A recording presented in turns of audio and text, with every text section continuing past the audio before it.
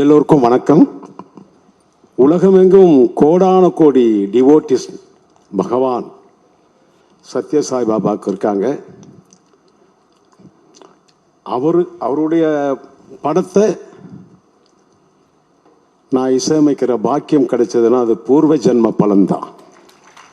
ஓம் சக்தி சாய்பா. இதுக்கு அண்ணாமலை படத்தின் மூலம் தான் எனக்கு இந்த உலகத்திலே ஒரு அட்ரஸ் கிடைச்சதுன்னா அது சுரேஷ் கிருஷ்ணா சார் அவர்கள் தான். டைரக்டர் சுரேஷ் கிருஷ்ணாவுக்கு எனக்கு இந்த ஒரு வாய்ப்பை கொடுத்த டைரக்டர் அவர்களுக்கு என்னுடைய வணக்கத்தை நான் நன்றியும் தெரிவிச்சுக்கிறேன்.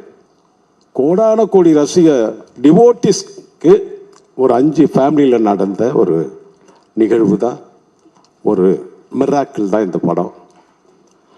முக்கியமாக ஒரு வியாழக்கிழமை அன்னைக்கு கம்போசிங் ஆரம்பித்தோம்.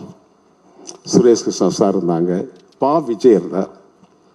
எப்படி தான் அந்த பல்லவி எங்களுக்கு அந்த டியூன் வந்ததுன்னே தெரியல. அன்னை நீயே, தந்தை நீயே, ஆசான் நீயே, அகிலமும் நீயேன்னு ஒரு அற்புதமான விஜய் அவர்கள் அந்த வரியை எடுத்து கொடுத்தார். நான் கம்போஸ் பண்ணினேன். எப்படி அந்த படம் பாட்டெல்லாம் முடிஞ்சு இன்னும் நிறைய பிட் சாங்கெல்லாம் பண்ணி இந்த படம் இந்த ஸ்டேஜில் பேசும் அளவுக்கு வந்திருக்குன்னா அது எல்லாம் அவன் செயல்.